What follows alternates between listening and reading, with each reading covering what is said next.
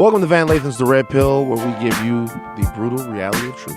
Today's guest on The Red Pill, Moneybagg Yo, Memphis rapper, hip-hop star in his own right. We talked to Moneybagg Yo about his upbringing in Memphis, the new Memphis hip-hop scene that's being dominated by guys like himself and Yo Gotti, as it compares to the old guard of Memphis rappers that I'm used to. Shout out to Ball and G. Shout out to Gangsta Boo, 3-6 Mafia.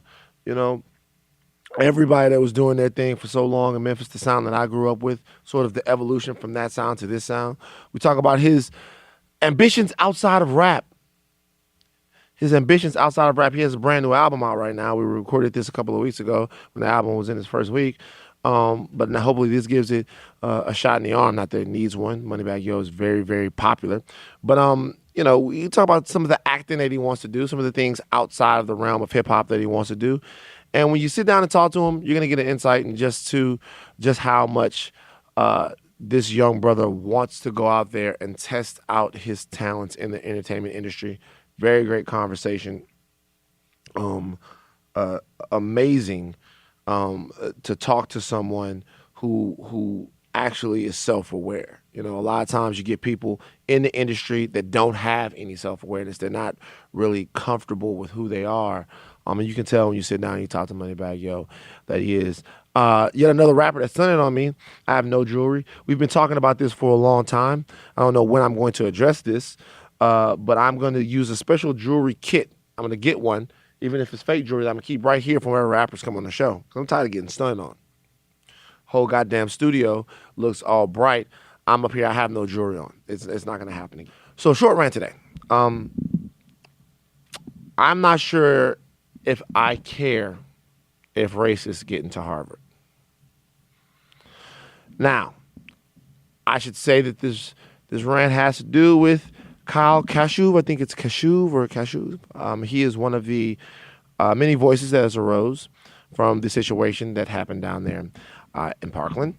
And he was on the other side of the issue. He was a gun rights advocate. Have absolutely zero problem with that. There needs to be balance on an issue.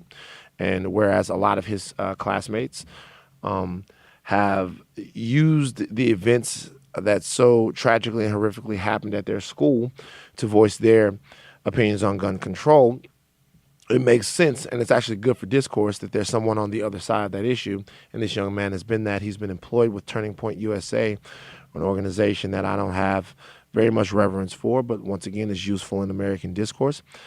He's also done some other things to get his message and his platform out there to the people. Now, he had applied to Harvard, just to give you guys a quick background on the story, and he had been accepted. Harvard then found text messages from a couple years ago. I think he's 18 now. I think the text messages happened when he was 16, of him saying the N-word over and over and over again. Nigger, nigger, nigger, nigger, nigger, nigger, nigger is what he was saying. And he was also saying that he was so good at typing the word nigger because he had so much practice in typing it. He referred to student athletes that played at his school as nigger jocks. And, you know, those messages and those sentiments came out. Now, here's the deal. I think it doesn't make a whole lot of sense to hold someone accountable or to demonize someone, not hold accountable. Check that. I don't think it makes a whole lot of sense to demonize someone for thought crimes that they committed when they were 16 years old. If you don't have them planning a school shooting or something in that drastic nature at 16, most of what's swimming around in your head is a regurgitation of your parents' ethics. You haven't really had much real life experience to decide what it is that you really believe in terms of your nation and your world. When I was 16, I was very interested in the television program called Luke's Peep Show. I'm not sure if anybody here will remember Luke's Peep Show, but it was hosted by Uncle Luke, Luther Campbell. Shout out to him. It showed uncensored music videos. So you would watch the show, and there would be naked ladies in the music videos and things like that, and that's what I was watching. Now, I would like to say that I've grown since I was 16. If I could find Luke's Peep Show, I would watch it today. That's very true. I think it's a high quality program, and I would indulge in Luke's Peep Show even today. I digress. My point here is that this young man said all of these things to other classmates, to people, and Harvard has decided that they don't want him to be a part of their student body. Here's the situation.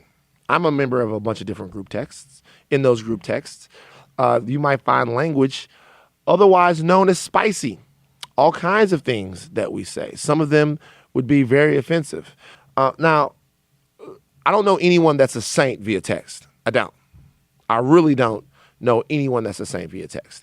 And I also don't know anyone that's a saint around their friends. Once you get around your friends and you start talking about certain things, whereas I don't know that there would be a lot of hate that would come out, there would certainly be, I think, some jokes and some things that fly far past what's appropriate. And I am no different in that situation. Having said all of this, the kid 16, or was 16 at the time, we all say off-color things in text messages.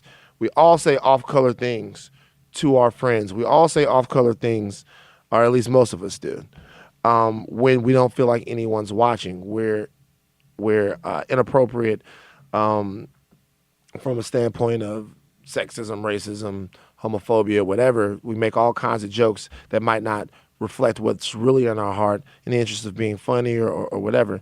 Having said all of that, I find it difficult to care that this kid isn't going to Harvard. I do. It's tough for me. If I were advising the board at Harvard, if I were on it, I probably wouldn't have voted to rescind his admission.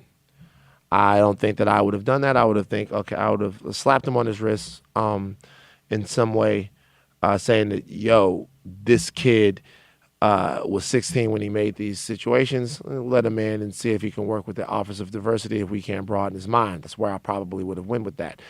However, the uproar that happens when a kid is denied a privilege baffles me. And I don't understand why it's not equal to the uproar that comes when a citizen is denied a right, if that makes any sense.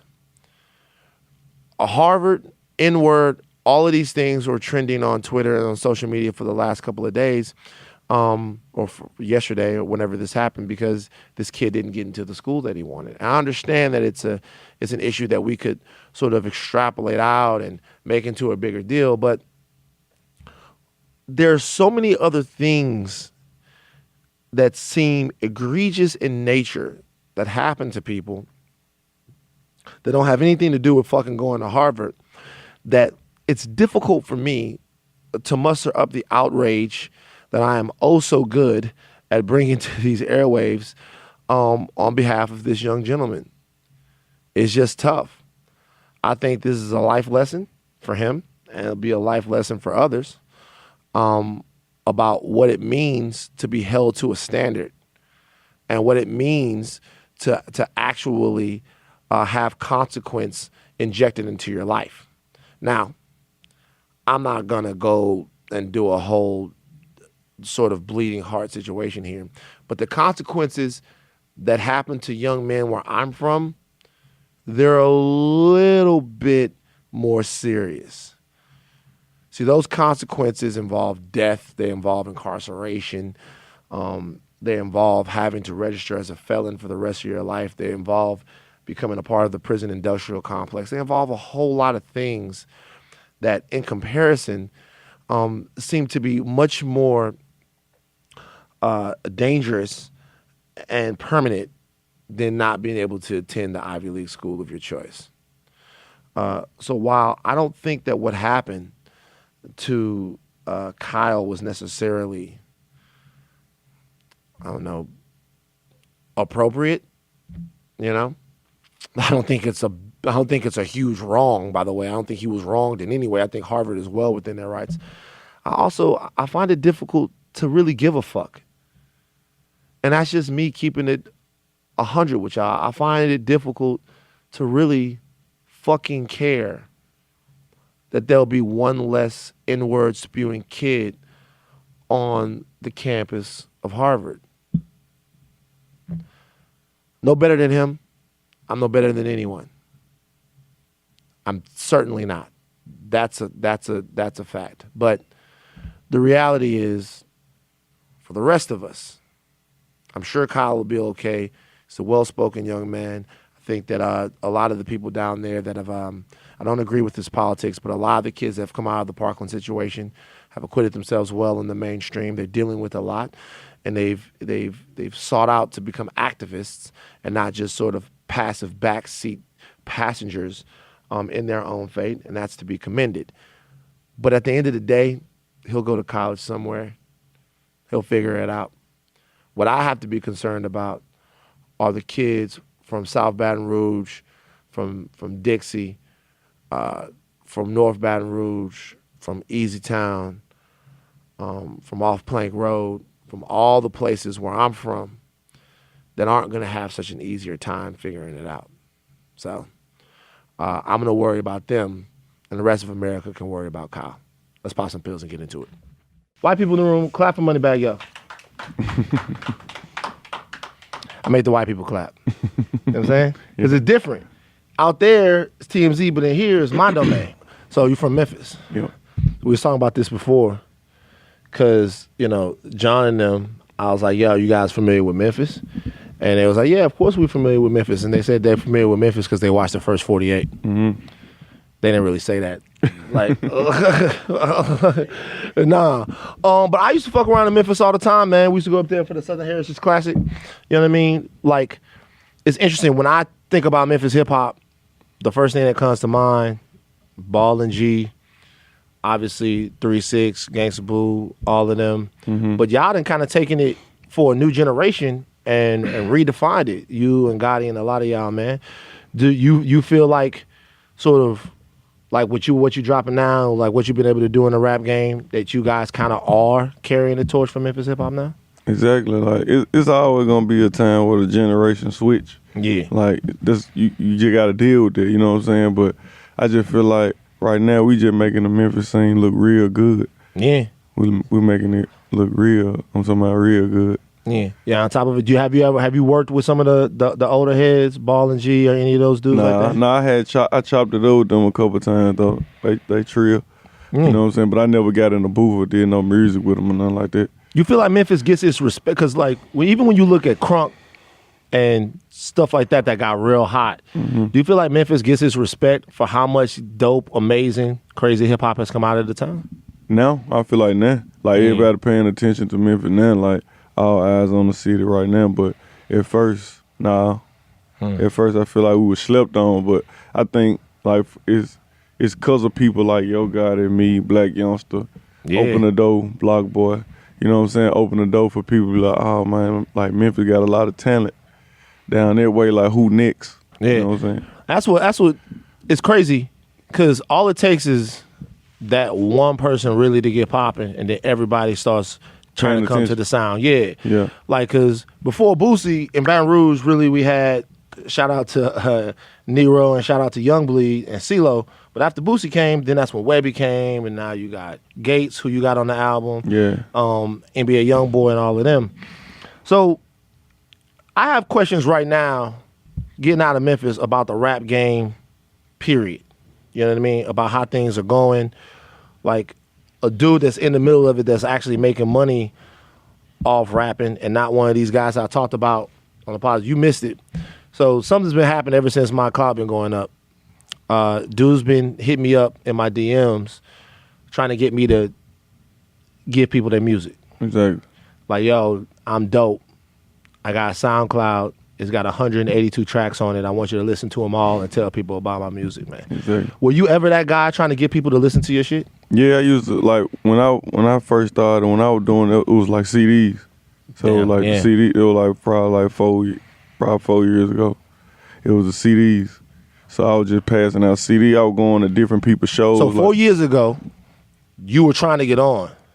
Yeah, like really, like 4 years ago, like I was serious with rap, but I really wasn't serious with rap. But I just knew, like, just paying attention to Master P, all them type of people, like they used to pass CDs out, you know what I'm saying, and around like Rich Homie, all them people, like around that time when I was leaving Memphis, going to Atlanta, just trying to get on, like, cause everybody used to tell you, like, Atlanta is the, you know what I'm saying? Of course. So I used to run there all the time, and I used to pass CDs. I used to hit different people's shows and all that, and then I had dropped, like, there was just at the beginning stage. Then I had dropped this song called "I Need a Plug." When I dropped this song, it took over my city. Cause people used to always tell me, like, that you gotta leave outside the city but you gotta. I don't think that's true. You gotta take over the foundation first, because when you leave and go somewhere else, they gonna call back down there and be like, "What's up with so and so? What's up with him?" You know what I'm saying? So you gotta take over your city first. So that's what I did. I took over my city.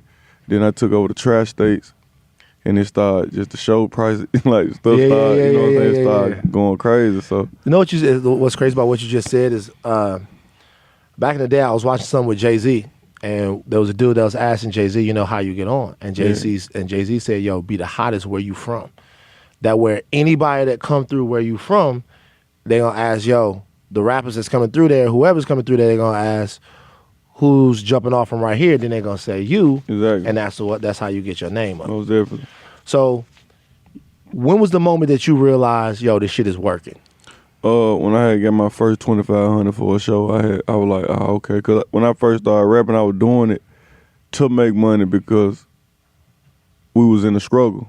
You know what I'm saying? Right. We was in the struggle. I wasn't doing it just because I love to do music. Yeah. I was watching people. I was in a group. And I was watching them do music, and they started making money off of it. I was like, damn, I can do this. So when I tried it, it worked. I started getting booked and all that. I was like, yeah, I'm locked in. Like they want me, and it ain't take me that long. Yeah, I was about to say 4 years. Nah, 4 years ain't. That's just how long I just been playing around with rap. That, like me being successful in the game, at least 2 years successfully. Like, God damn. In the game successfully, but before that, it was hard.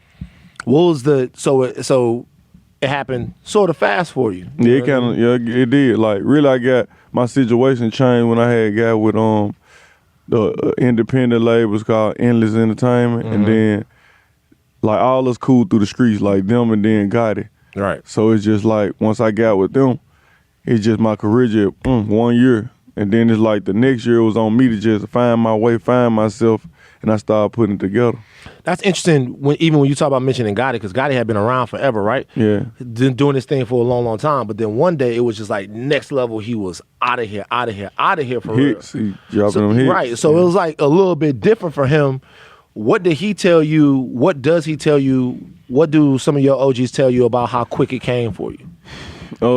He always took when he first, cause I had like 3 meetings with him before I ain't take the first meeting and sign. I had like 3 meetings with him, and he kept stressing like, bro, your career is like so easy because you really know how to rap, you really make good songs, like females already love you, people already love you. So it's just like your career is just a layup. It's easy. You just need the next. You know what I'm saying? You don't want to stay. You don't want to have people looking at you like, oh, he just a mixtape artist. This all he know how to do. Just a good rapper. You want to be an artist. Like, I see that in you. You're a superstar. Right. So I believed him. Right. And so you believed him. You follow guidance. You have people that you go to for that, and then boom. Exactly. Then everything just started changing, bro. What changed in your life? Of course, the money, the financial situation.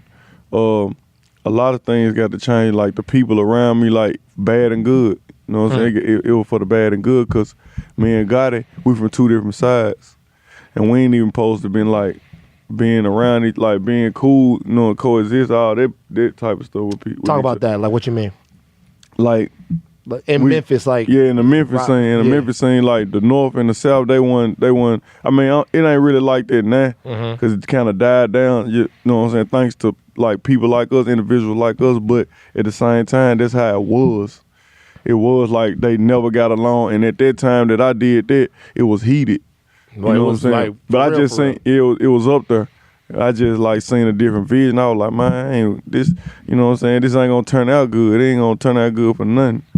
So I just took the other route. So when you say that was part of the reason why you went with Gotti, to kind of put a squash or an end to that, or to show that you could do it? Yeah, I did that to do that, but also I just looked at it like I have to take care of my family. Like I gotta provide for my family. Like it's nobody else that's gonna do that. Like all these people that I'm trying to be loyal to, all these people that I'm trying to stand behind, they ain't doing enough for me. Yeah. That's how I got to looking at it. Like, so I had to look out for myself at that point. Now, do you still live in Memphis now? I got a spot there, but I don't really be there like that. Why? You got to stay away from there. You can't just be like in this position. You got to stay away from it. You know, it's crazy. Like, I've heard that of most of the dudes I know that's in rapping. They tell me that once you really start to blow, you almost have to get away from your hometown or where you're from. I find that that's really sad, man, because they say the jealousy and the hate and the envy is so big. I mean, Boosie said that, like even about Baton Rouge, like that is so heavy right there that it's almost dangerous to be there. Most definitely. Damn, that's gotta be tough, man. I mean, you supposed to be a hero in the hood where you from, and you feel like you can't move around there the same way. Nah, because it's just they don't look at you the same. Because they feel like they know. I know he won nothing. I watched this come up. They feel like they can take it from you. They feel like they deserve it. So yeah, you just got to stay away from that place. Do you ever feel like, because we talk about since we lost Nip and other things like that, do you feel like it would be a good idea to maybe go back to where you from and reinvest into your hood, maybe buy your block back, maybe do something like that? I kind of always had the mentality to do that. Like I wanted to go back to my hood, walking homes, and like just do a park down there, put a basketball court down there, just have things to get them just life in the neighborhood. Right. But just looking at situations like this, like man, they ungrateful. Like people ungrateful. Like I ain't saying like everybody like that, but y'all ain't appreciating what this man was trying to do or what people like him trying to do. Yeah. Y'all just gonna, you know what I'm saying? So I just feel like it make you question it. Oh, right. So you're saying basically like what happened with him kind of made you go.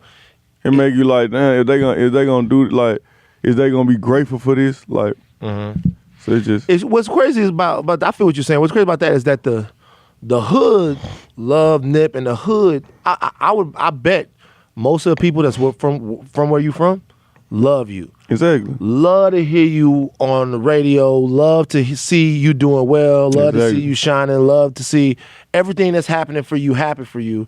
But all it really takes is probably like couple people. People. Exactly. It's a couple people that, you know what I'm saying, if they mind on, I'm gonna do this to you and I'm gonna get you, I'm gonna do, like, it can happen. Yeah. You know what I'm saying? All them other people that love you, it's nothing that they can do to stop that. Yeah, that's real. What I'm saying? So it's tough. What's the best thing about the come up? We talked about the downside. That's not what they want to hear. What's the upside? What's the best thing about the come up? The best thing about the come up is just, like I was telling you, the financial part. Everybody want to have that bag. Everybody want, you know what I'm saying? Everybody want to live their life and buy nice things and all that and take care of their family. All right. So mainly, this is what I'm doing right now. I'm just focused on it, and I'm focused on like transitioning to different things like movies and clothes. You know what I'm saying? Okay. So you thinking bigger? Yeah, I'm thinking larger. So you okay? Like so you thinking movies and clothes? Like what you like? You wanna act? You wanna do some more acting? Yeah, I feel like I can do it. I feel like I can do it because I hear it all the time. Like when I be on the road and I just be, you know what I'm saying? I be fucking around with my people. Yeah. They be telling me that. They just be like, bro, you probably can. What kind of movie you see yourself in? Like it could be serious. It could be a real serious movie. It could be. It ain't no telling, man. It ain't no telling. Of all the movies you done seen, have you ever seen a role where you was like, yo, I could have done that? The Boys in the Hood. Which one? Who you were playing Boys in the Hood? Who I play Boys in the Hood? It's tough. Who you like? If you Boys in the Hood, you gonna pick who you'll be? I like Ice Cube, bro. Yeah, Doughboy. I like Doughboy, bro. Most definitely. You know See, the crazy thing is, I would have to be Trey. You know what I'm saying? Like I would have to be Trey. I'll be the one, I'll be telling you, yo, man, let me out the car. You know what I'm saying? Like, like I have to. It's like really, I don't want to be Ricky. First of all, I'll never be Ricky because a nigga get to busting at me. I'm gonna make some designs. I'm gonna zig. I'm gonna zag. I'm not running no straight line, so you shoot me in the back. And then I couldn't be Doe. You know what I'm saying? Yeah. So I have to be Trey. You feel like you could be any of them though? I just feel like I can in movie terms, and I can play different roles. But I most definitely ain't no Trey like get out the car talking. I'm most definitely. But if you acting, you could act right. And we acting in a role, but that ain't a role that I really probably want to play. Why, bro? Somebody got to get out the car, bro. I don't want to get out the car. You not trying to get out the car? I ain't trying to get out the car. I'm trying. Wait, somebody got to get out the car, man. So let's say, how do you react to the dude that says he wants to get out the car? If he says, if you ain't, you real. At least you real about it. You know, you ain't living like that. Right. You know what I'm saying? I respect it. You know what I'm saying? But it's a lot of people that just they living like that. Yeah, they are. You know what I'm saying? So, and then it's another movie like Friday. Man, actually, like. I got a movie. I got a short film coming out. I'm actually stretching it right now. At this point, we trying to figure out what we want to do with it. Okay. Because it was gonna be like to be continued. It's right now it's like 10 minutes long. All right. But the label and everybody want to stretch it. So my whole team, we were thinking about stretching it and making it a full length. Okay. You know what I'm saying? Movie. What's it about? It's 24 hours. Just like what can happen in a whole day. Like how bad things, like, and it's coming out my project Forever Heartless. You know what I'm saying? It's like explaining like. Which I listen to, slaps. Exactly, appreciate it. Like at the end of the situation, at the end of the day, when the 24 hours over with, it's just showing you like how a whole day can make a person heartless. Like everything going, like my homeboy died. It's just a lot of whole situations like in the whole thing. You got to watch it. I will watch it, but I also want you to do something. Listen, because I want you to fuck their heads up, right? Exactly. And do something like for the kids. Yeah. You know what I'm saying? Yeah. Like funny. Moneybagg Yo in Are We There Yet? Part 4. Yeah. You know what I'm saying? You know what I'm saying? Like I want to see you fuck with their heads a little bit. Yeah. Because what they're gonna do, bro, is you're gonna come in, they're gonna see the ice in your mouth, and they're gonna I'm telling you, every single role you go out for is gonna be like you busting somebody's head. Yeah, I know. I feel you. And I most definitely agree with you on it. Yeah, so, fuck their heads up every once in a while. Exactly. I agree with it. Yeah. I like that. Appreciate that. Yeah. So as far as, because I listened to the project, you got some dope features on the project. Yeah. Got Offset. Appreciate it. Got Gotti on it. Yeah. You got the City Girls. Yeah. Talk to me about collaborating with the City Girls, man. The City Girls hot as hell right now. Man. Yeah, they hot. QCP, you know what I'm saying? That's my dog. He made it possible. I really got the relationship really locked in. I'm locked in with him, like, been locked in with him since day one, you know what I'm saying? So it's like, when I heard the record, when I was in there, me and my engineer, when we did the record, he was just like, man, we need somebody on here, like, you talking for the like, all the niggas. Well, we need somebody to talk for the females. Right. You know what I'm saying? So at the point, of course, City Girls, boom, you know what I'm saying? So it's automatically what we thought. But, you know, of course, I'd be open to work with a lot of like any more female artists. I really liked it. Yeah. You know what I'm saying? I like mixing it up like that. Like let my fans see that I can do that. You know what I'm saying? Yeah, because the ladies coming strong, man. It's a real like Megan Thee Stallion. She want to work with Megan Thee Stallion? She she the truth. She know how to talk. She talking that talk. You know what I'm saying? She's just a fucking star, dog. Yeah, she a real star. Like all around, like all around star. Yeah, she's it's fun to look at her too. Megan, I'm from the South. Megan is real fine. Like she not like Megan is like Megan not like kind of fine like you like she fine pressure. Fine like she that pressure. Yeah, for real. I got a question for you. My mom really loves the City Girl. Should I be concerned, bro? Like my mom really be like my mom would hit me up. I mean, let her live her life. Mama gotta have a life too. Just. You know what I'm saying? See what I'm saying? Mama gotta have a life too. My mama hitting me up talking about act up and all of that. Some of them, you know, my mom is really into it. That's dope though. It's good though to see MCs that are willing to share the stage and be empowering for the female MCs and for the ladies out here trying to do their thing. Because for a long time, it didn't seem like that's what was going on. Exactly. But it's dope to see that you down with that though. Most definitely. I want to just like whoever, man. I'm open to work with whoever. Who do you listen to? I like me, of course. I like Gotti. I listen to Gates a lot. Gates crazy. Lil Baby. Yeah. LMA. I like, LMA. Yeah, I like different stuff. Oh, LMA. So you got the soft side, the sensitive side then. Exactly. It's not just that. I like for my mind to be like that sometimes instead of, you know what I'm saying? Right. So always turned up. You like to kind of mellow out a little mellow bit. without, you know what I'm saying? And then it's like I wanted to kind of do that anyway because like I told you, I got a lot of female fans and they be asking me like when they hear me like try to mellow, like I'm trying to see how to say that. Like when I play with my voice sometimes on records, when I play with my voice sometimes on songs, they be like, why don't you do a whole CD like that, a whole project like this? So at this point, I'm really proud to try to do you gonna drop an R&B joint? I'm telling you, shit! I'm telling you. What? You gonna drop an R&B? You gonna really fuck with their heads if you do that? I'm telling you, just like you just said with the movie, like play with the kid, like you know what I'm saying, do the whole situation, like mess up their mind, like throw them off because they're gonna try to put me in like all the tough guy roles. You know what I'm saying, like trick them out and get in the Are We There Yet type of film. Yeah, I'm just moving around, just versatile. That's dope, bro. That's that. But see, when you do the R&B, that's when you should play Trey. You should play that Trey role. You know what I'm saying? Yeah. The actual name of the R&B record could be "Yo, Let Me Out the Car." That would be dope, man. I'm trying to listen. I fuck with this dude over here. So it seems like you're doing a lot of things. You're stepping out of the box a lot. Talk to me a little bit about, because I'm gonna be real with you about one thing. As I get older, I'm 39, right? Mm-hmm. It gets harder for me to listen to a lot of the music that's straight street music because I care so much about the community, right? Exactly. And about things that are going on in the community. By the time you get, you get to be a place, you buried a bunch of people, you feel a certain way about some of the violence and some of the things that go on. I still fuck with all of the music. But now when I listen to it, whereas when I was a little bit younger, I just would just get turned up and like but now I think about the things that are being said and the fact that when y'all writing this stuff, it's true to y'all. When you're writing, when you're sitting down, do you ever think about how people are going to be consuming some of the things that you say?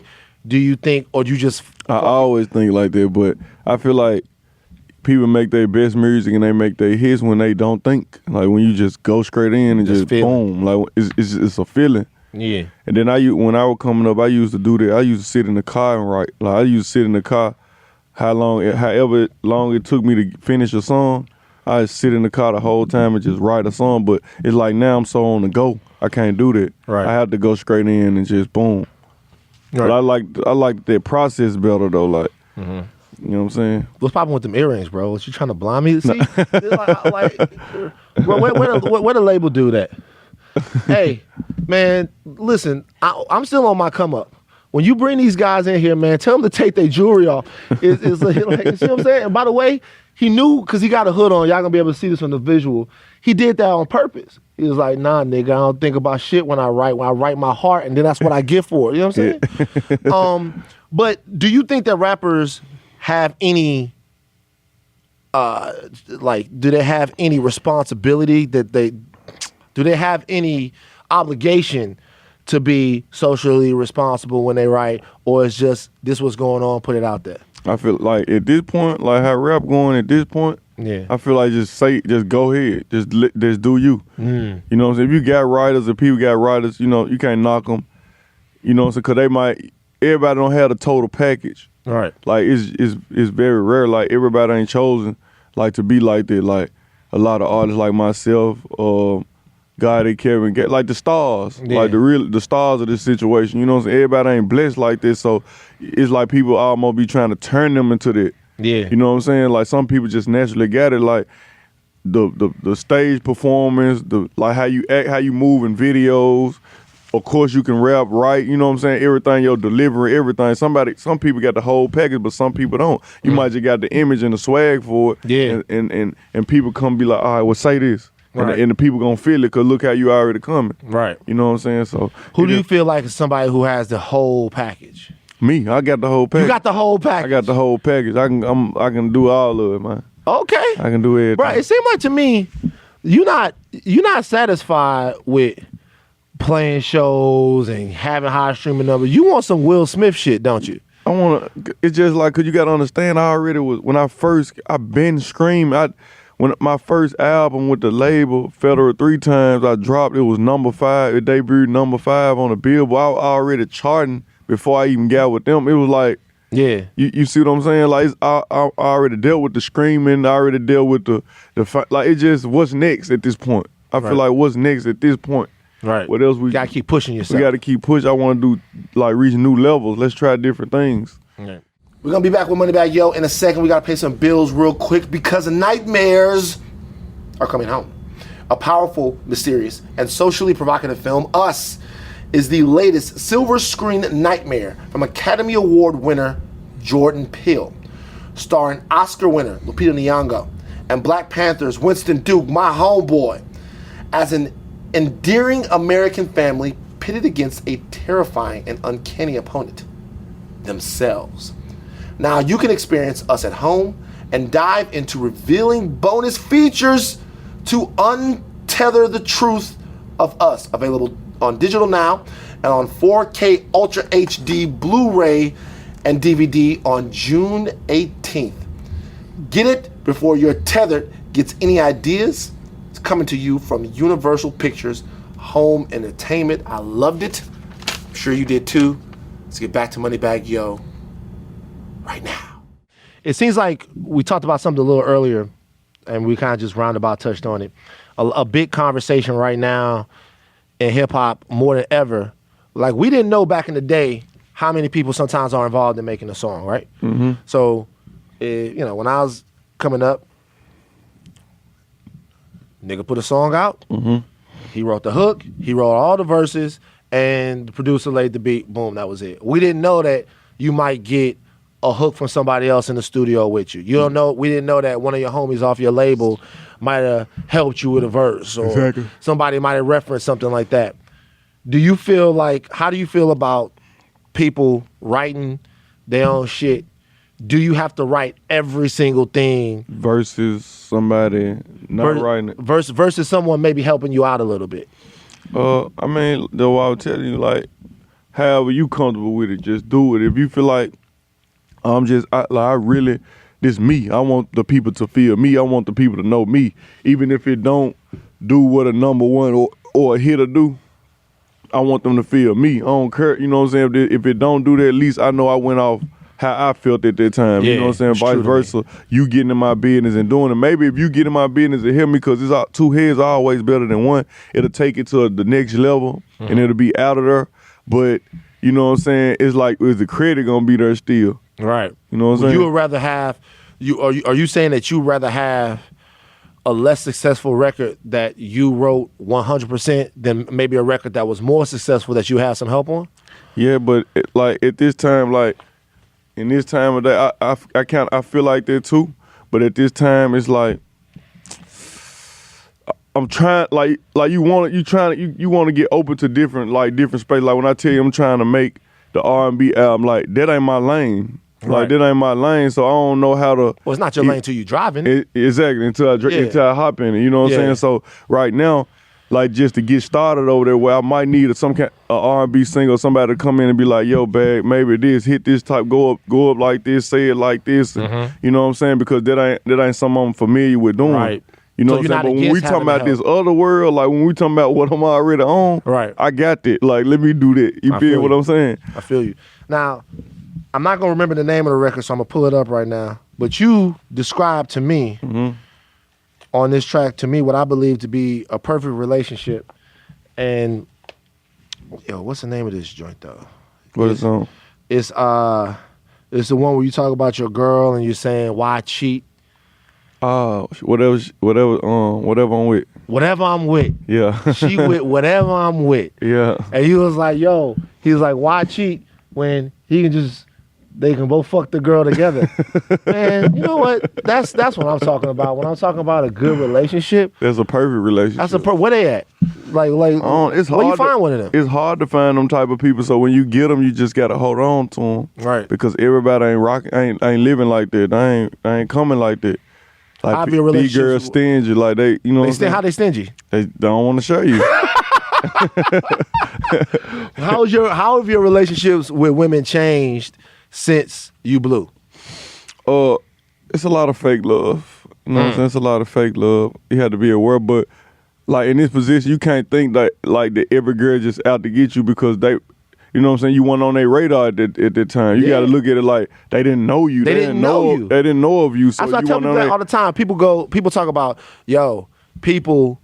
They see you or something like that, and they just want to fuck with you, who you are. It might be a lot of people though. A lot of people that would have never known that you were alive. Exactly. But then they see you because you out here. Exactly. Now they want their shot. It's genuine. It's just that they wouldn't have known who you were unless you were. Someone might not even want the money. Someone might not even want the fame.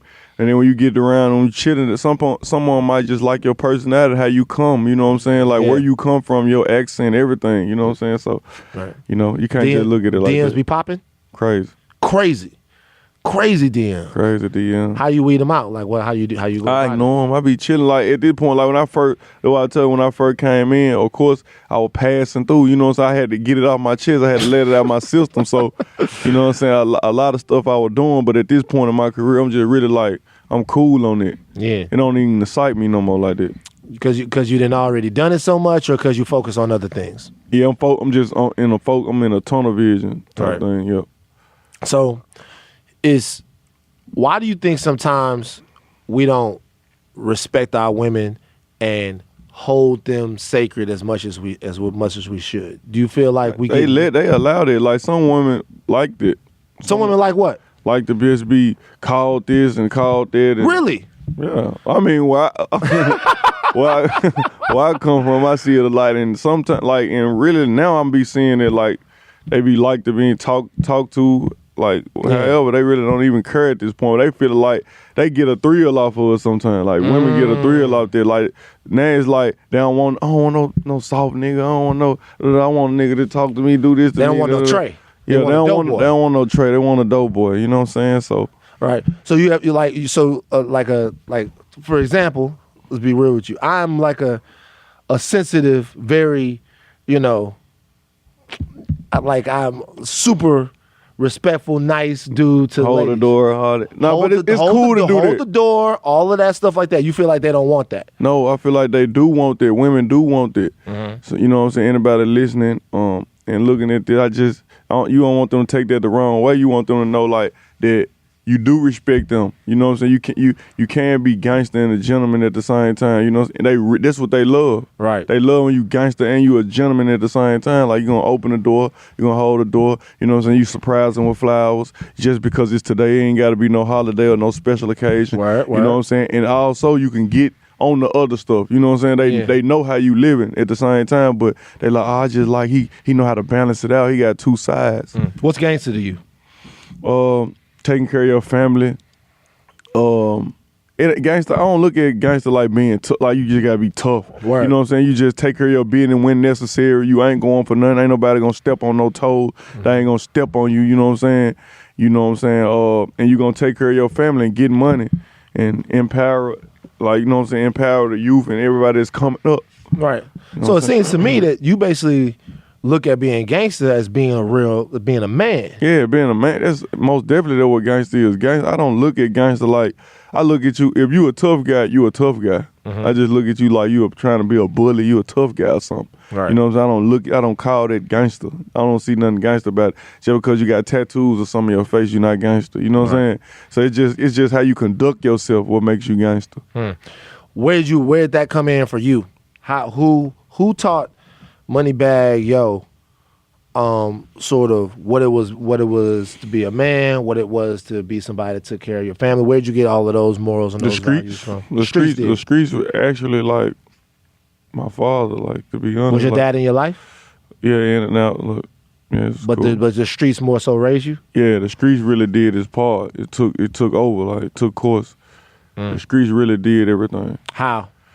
Just for, like, when I was 16, 17, I used to run away, like, from my mama, because it was a lot of girls on this side. On my mama's side, it was just a lot of females, and I couldn't cope with it. I knew what I wanted to do. I just wanted, you know what I'm saying? I wanted to be outside.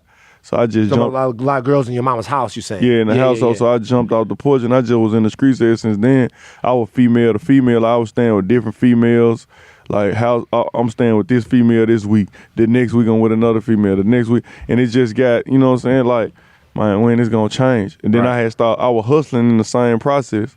Right. I was hustling, like, going through that same process, but it's like I could never get over the $10,000, $15,000 mark. Or like, you could never get over. So I was like, man, it just got to being so content, and I wasn't content with it. Right. You know what I'm saying? So you wanted more. Yeah, I wanted more. And you were trying to push for more. Exactly. So yeah, and it just ended up working out for me. That's when the rap came in. The rap came in and music, like everything that's in my life became a song. Mm-hmm. Like just music, everything. Like anything that I talk about, I rap about is real life. Like I seen this, or I done really been in this. Right. You know what I'm saying? So right.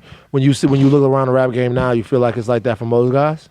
No, I feel like you said, it's a lot of writers. It's a lot of cap on it. It's entertainment at this point. Mm-hmm.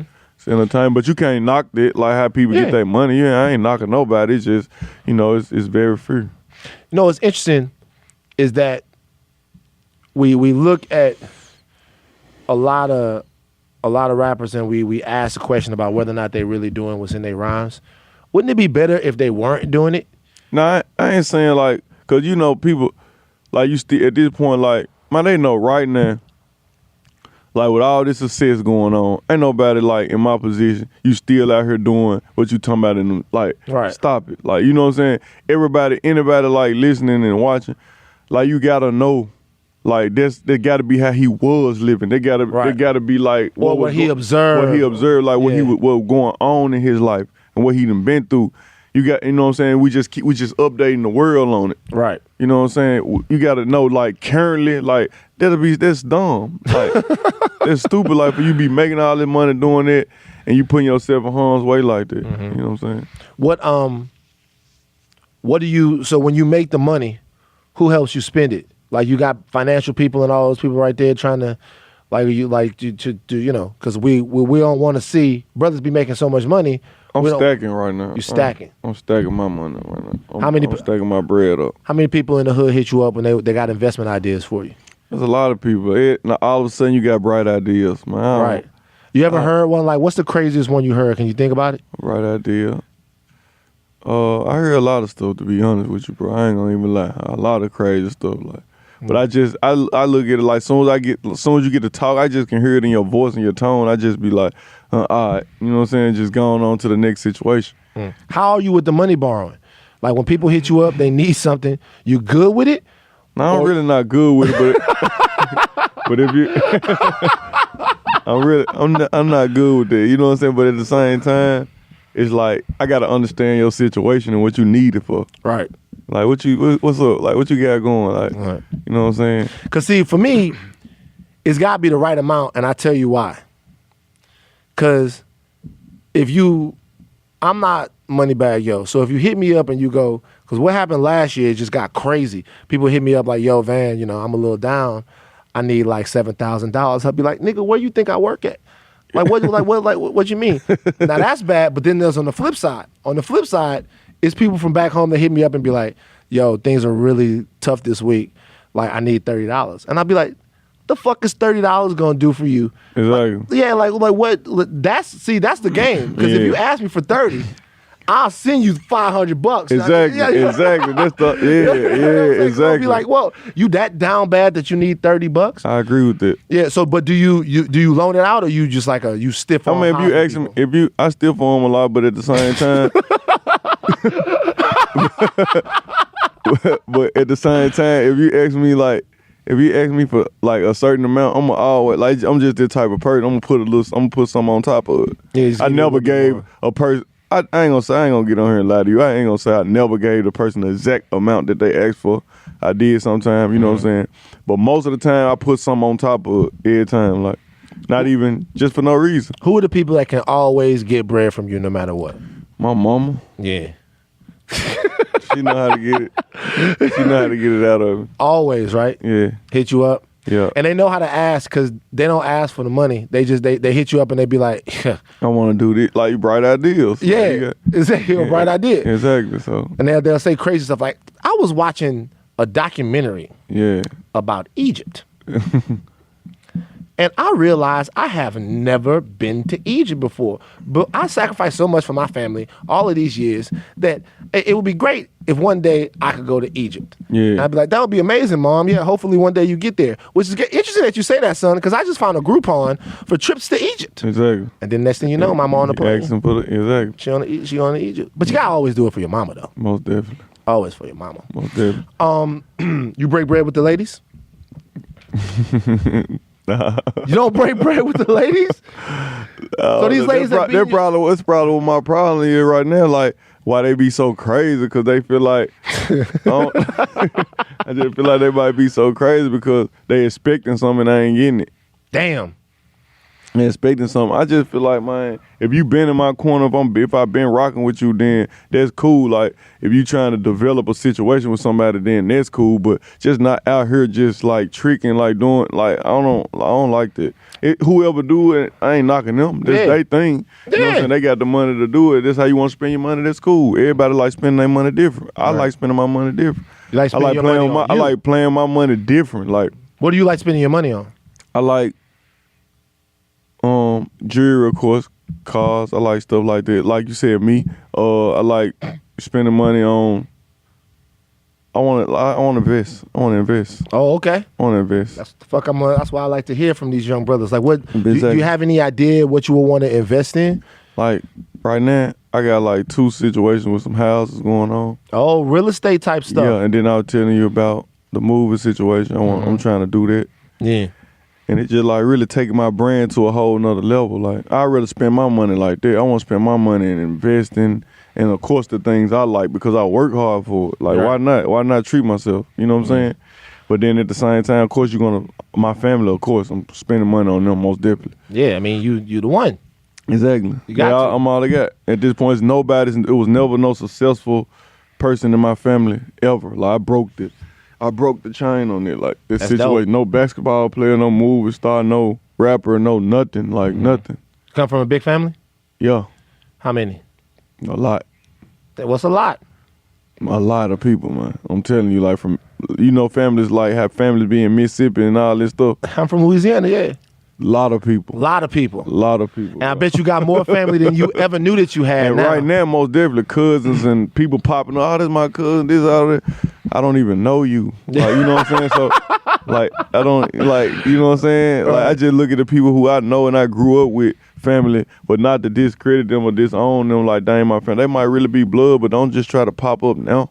Yeah. You know what I'm saying? Family about bond. Exactly. Yeah, that's how I look at it. Yeah, family that about bond right there. Because, it's first cousins out there that after I started being on TV more, they'll tell my dad to be like, yo, tell Van, we said what up, man. And when we come out to LA, we're going to look him up. And I'd be like, tell him I said what up, but don't look me up. Yeah. Because I mean, like, it's not nothing against you. Exactly. It's like, I don't really know you. Like, how I supposed to vibe with you? Yeah. It's like, well, we spent a lot of time not knowing each other. We could keep on that energy. At the same time, though, I do believe that we gotta reinvest into our communities and help each other out and stuff like that. What does Moneybagg Yo plan to do for the community? Like we talked about a little bit earlier, some of the ideas that you might have. Is there like a grand plan for at some point? At this point, no, I ain't gonna lie to you. Like, at this point, I ain't like, but I'm gonna get it together though. That's something I want to do. I'm gonna put it together. Something that's important. Yeah, it's something that's important. But you gotta get the money first. Most definitely, Yeah. So, back to the women in the DMs real quick. Cause like, I'm not a rapper. I'm obsessed with that. Yeah. That's what I think about. You know what I'm saying? Like how it would be. Well, yeah. I mean, not so much how it would be, but how you would deal with it, because you say that it was a distraction. At what point did you start to think, yo, it's getting to be too much, I need to slow down? It's the mind thing. Like, you don't want to deal with like all the stuff that come with them on a personal level. But for me, like, my fans tell me all the time, like, I love when you when you make music, when you going through stuff, when you in your feelings. You know what I'm saying? The sensitive. That's what that R&B album gonna be about. No, I ain't talking about that. You talking about? I'm talking about like talking, like how I talk, how you hear my music right now. Yeah. I come off like You got hard. some However, good joints on the new album. Yeah, exactly. It's just period. They like when I'm in like the music that I make when they feel like I'm hurt or something. You been heartbroken before? Yeah, I'm Heartless. A lot of things broke my heart, but Nah. Who broke your heart, bro? That was an old situation, but it ain't just about the female side of things, right, like the soft part of it. It's about period. Like when a nigga make me mad, like you can any situation make me mad. They through it. They like my music when I'm going through it, like when I'm mad. Like that's how they liked it. Yeah. They accept my music way better than when I'm just trying to be, I'm going to be focused. Let me go in this direction. Let me make a song with this person. You know what I'm saying? Is it hard to create when you're not going through something? It's a little harder because it's so easy to talk. It's so easy to talk that talk when you're going through it. You know what I'm saying? Like Doing Too Much, one of my classical songs of all time, that was a real situation. That's what I'm trying to tell you. Right. Like I really was going through a situation with a female, like flying like she was pregnant. You know what I'm saying? Like capping, like I'm talking about. It was crazy. It was a crazy situation. So you just put that on wax. I was looking at it. I was going. It was happening on the internet, and it was just going. It was spreading, and I'm looking at it. I was like, and it started getting irritating because different people were coming at me about it. She got irritating, and I was in the studio in Atlanta one day, and I just went straight in. Right. And I like doing too much. Like this, it's too much. Yeah, like Usher, that Confessions joint. I remember listening to that Confessions album being like, yeah, this shit really happened to this nigga. Yeah. I was thinking to myself, this is a little bit too detailed. Mm-hmm. Usher's like walking through the Beverly Center holding hands like, goddamn, I don't care who sees me. I'm like, nigga, you named the actual mall that you be in with your side chick.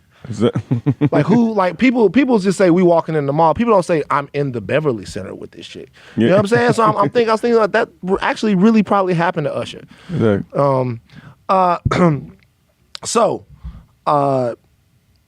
Everything's going beautiful. You got the new project coming out. Stuff has happened. The downside of fame is that you start hearing all types of shit about yourself, start hearing from people hating like we said before. What's the biggest thing you've heard about yourself that's just not true? Oh, the biggest thing. Anything? They feel like the handout situation, they feel like you selfish and all that, but I don't look at it like you being selfish. I just feel like you have to.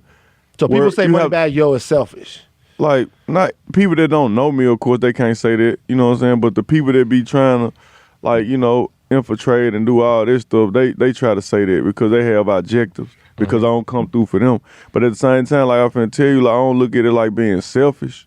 I look at it like you have to worry about self first to let me get her. Like, let me get her, then I can start. I can't help the poor if I'm one of them. Exactly.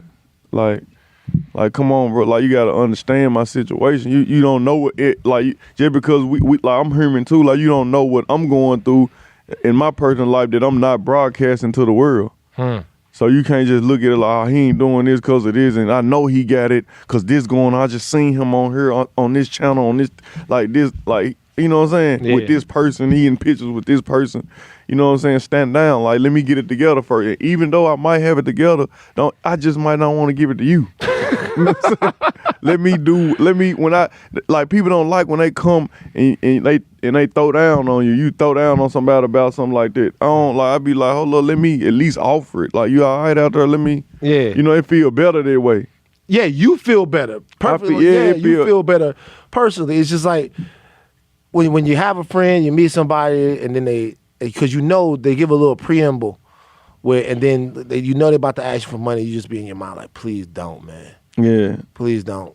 But you already be set. Sometimes you can just feel the vibe. You don't even want to set yourself up. You can just feel the vibe, like how it's coming, and you try to get out of there as fast as you can. Yeah. Who have you not worked with that you want to work with? Somebody like I was telling you, LMA. LMA. Somebody else. I ain't worked with Drake yet. I want to do something with Drake. Drake. You're the only one in Memphis that haven't worked with Drake. Yeah, Drake done been around. Drake has several different towns that are his hometown. Toronto is Drake's hometown. Houston is Drake's hometown. Memphis is Drake's hometown. Drake got hometowns in England. Drake got hometowns in Jamaica. Most definitely. Drake got a lot of good community energy wherever he goes. Why do you feel like but he's from his daddy people from Memphis, right? Exactly. Yeah, folks from Memphis. So that's why, because Drake seemed like he blessed a lot of the guys from Memphis. What is it? I've never heard in the industry, at least, besides haters, a bad word about Drake. Like what is it that makes Drake the guy that kind of people want to work with and kind of be around? I don't know. I'm just a fan of the music. I don't know him personally. Oh, okay. I just like his craft. I respect the craft. It's the best Drake song ever. Best Drake song ever. What was that first one he had? The best I ever had. The one he first came out with Lil Wayne or something. I'll tell you what, man. Y'all, Moneybagg Yo got a sensitive side, man. Like that's it. Like Moneybagg Yo got a sensitive side. I'm telling you, man. This man going #1 R&B one day. Telling you. Of all the Drake songs that came out, the one that he made about the ladies is the one that you fuck with. That's his fan base. Like female crazy about Drake. Yeah, he be rapping now. Drake can take any nigga, like any nigga female. Drake come. And real talk, like that's just how I put, like when I ain't at his level of the game yet, I ain't at that level of the game yet, but I just feel like all my fans, females really, like of course I got like you know what I'm saying, they rock with me too, but the male really, fans, yeah, the male fans. But you feel like your core base is female. Exactly. Of course I got male fans, but the core base, they really going to buy. You know what I'm saying, they really going to check me out. Mm-hmm. Yeah, females. Most definitely. I'm telling you what I see. I'm telling you what I know. Right.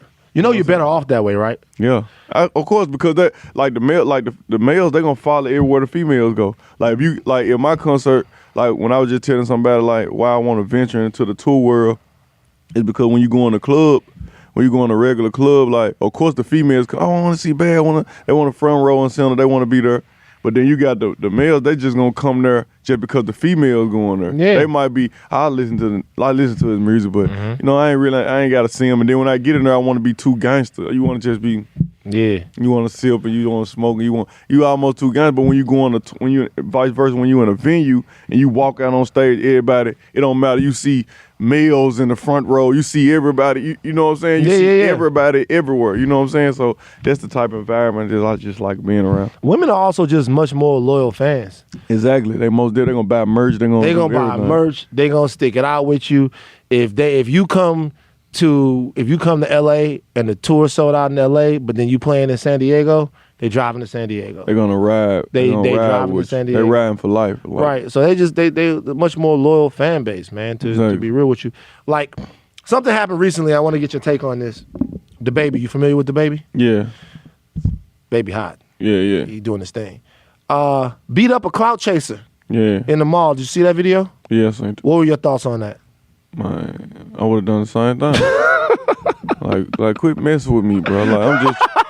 I'm just trying to live my life and spend my money. Like, you know what I'm saying? I'm in a Louis store. I'm trying to live my life and spend my money. I got a show going on. Like, let me be me. Right. Like, what is with this? I've never in the world. What is with this era of taping yourself trying to stun on somebody? Like, because it's the internet, man. The internet is like a drug to these people. The internet they got attention. It's just the attention thing. Like everybody feel like they need attention. That everybody just seek for that. Right. Like when you got people, vice versa, people that's already in the light, in the limelight, they'll rather escape from it. Yeah. Sometimes. And just keep it cool. But you got and keep it cool like when them cameras on. You know what I'm saying? But at the same time, you got people that want when them cameras on. You just so ready for that. Like, chill, man. Like, I hate to see violence, you know what I'm saying? I didn't like to see it, but like there is a part of you that just goes, when you see that dude stretched out like that, you just go, you know what, nigga? You deserve it. Good. Like, because maybe that'll stop him from getting killed down the line. Yeah. But like, if he learns his lesson, do you go through that? How do you deal with the male fans? Because it seems like the male fans kind of but I look at them like they be at the same time. They just be really secret fans. They be like grouped in at the same time. Right. They just be it's like I told you, it's just to be the tough part. They had to be tough. You mugging. That's how stuff can spark. Like if you want a picture, we in a Louis store. I'm in here shopping. You see me. you walk in, it's a group of y'all.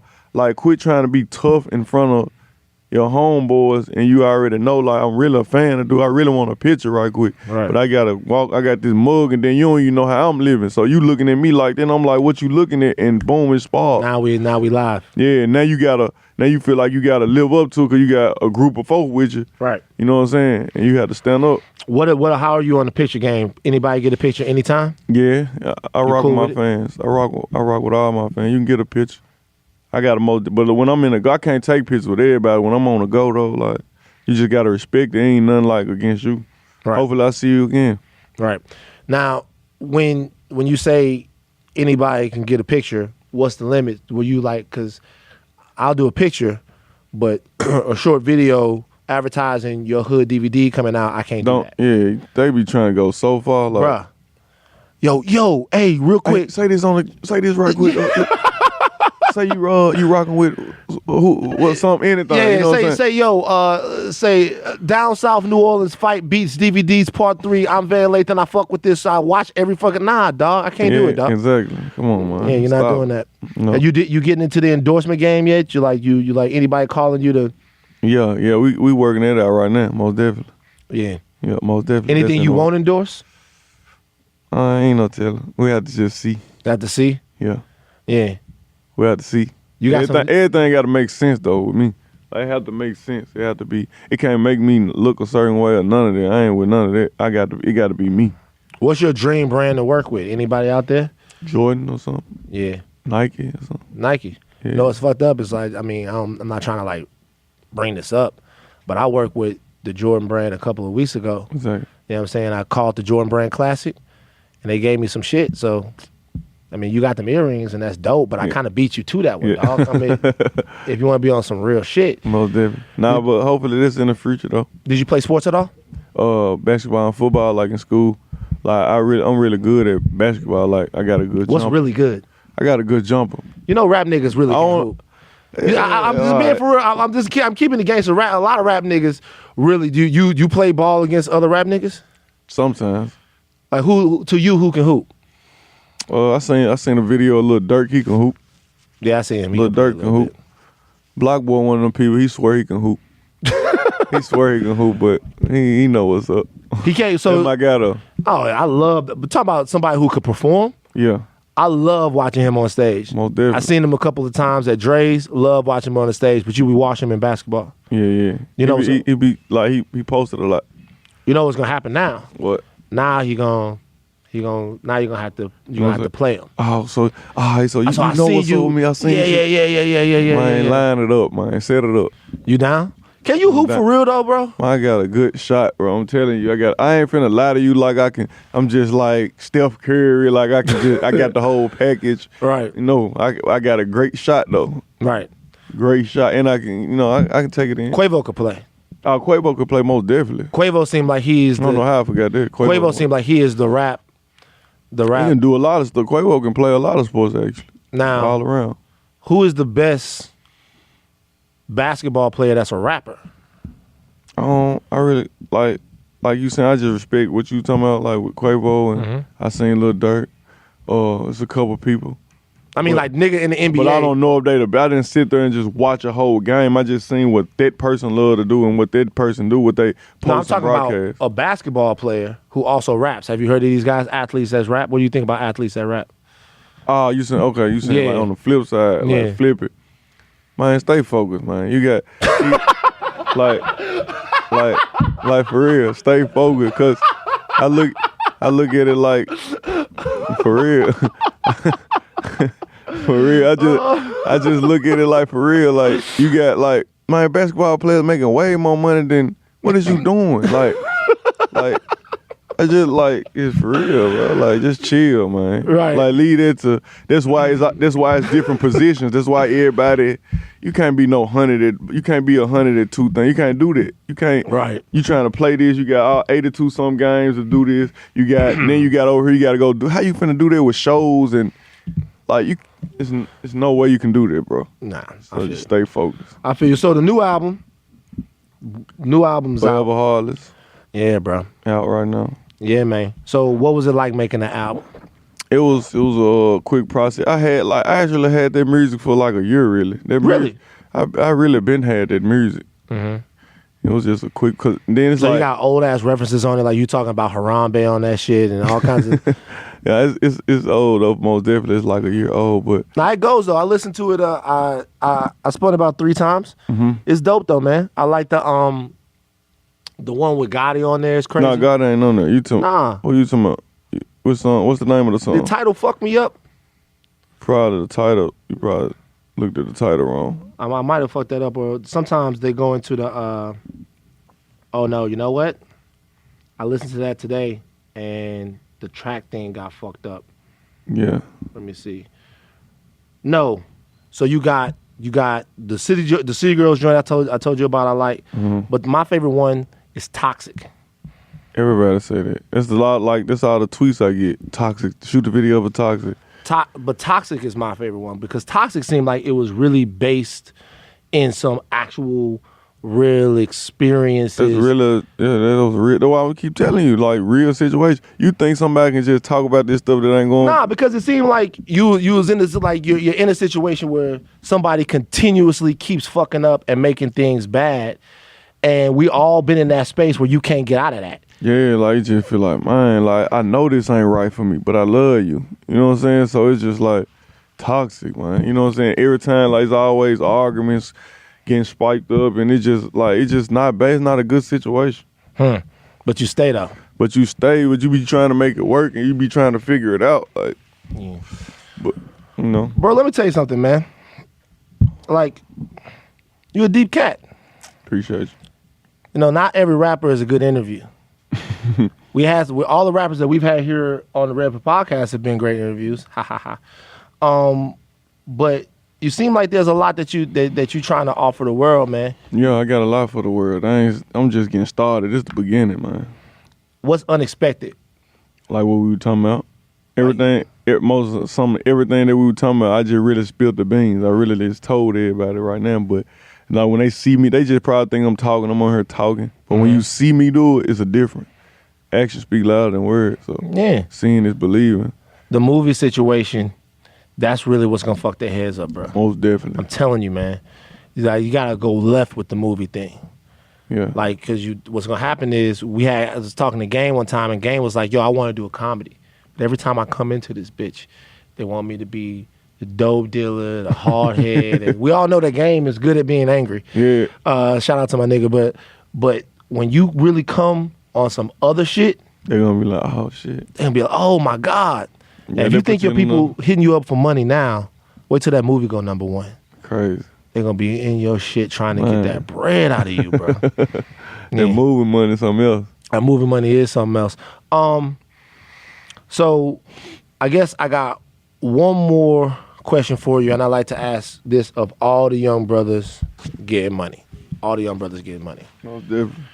I already asked you what you were going to do to sort of help the community and stuff like that. You said you're gonna do it later on when you get your shit together, when you get sort of to your point that you really can give back, you're gonna have it figured out.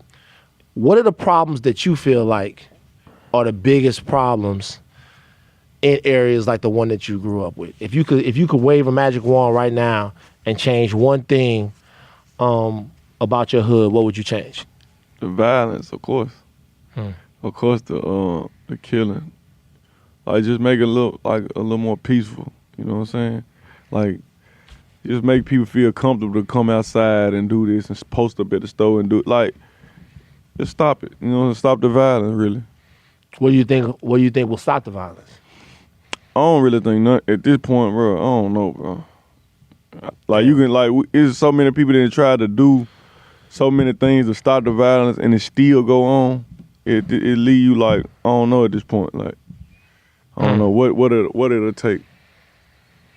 I don't know what it'll take. I really just think, and another thing, I just really think it's the money. The money, like, money got everybody doing it. Like, if everybody had money, everybody was in a good situation, it won't be going on. Like, none of this stuff won't be going on. So if we get more bread flowing, then maybe stuff will get a little more peaceful probably too. Yeah. Yeah, because people will do anything when they feel like they just trying to survive. Yeah, and they got survival skills, so it's just like. Yeah. But people with money, they hate too. They hate on you too. But I ain't never seen them just wig out like that. Yeah, that's true. Actually, white people clap for Moneybagg Yo. Listen, let me tell you something.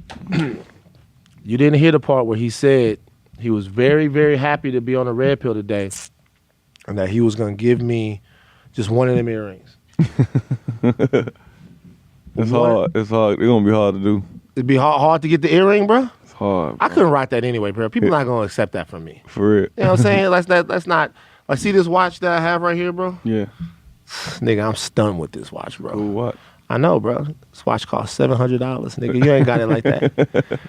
You know what? You know what? Fuck that, nigga. That's an expensive watch. Yeah. And this nigga looking at me like, hey, man, get off this fucking thing with me, bro. That's an expensive $700. By the way, my girl got this watch for me. $700. Exactly. We out, bro. Bet. We out, bro. Bet. We out, bro. Bet. We out, bro. Bet. We out, bro. Bet. We out, bro. Bet. We out, bro. Bet. We out, bro. Bet.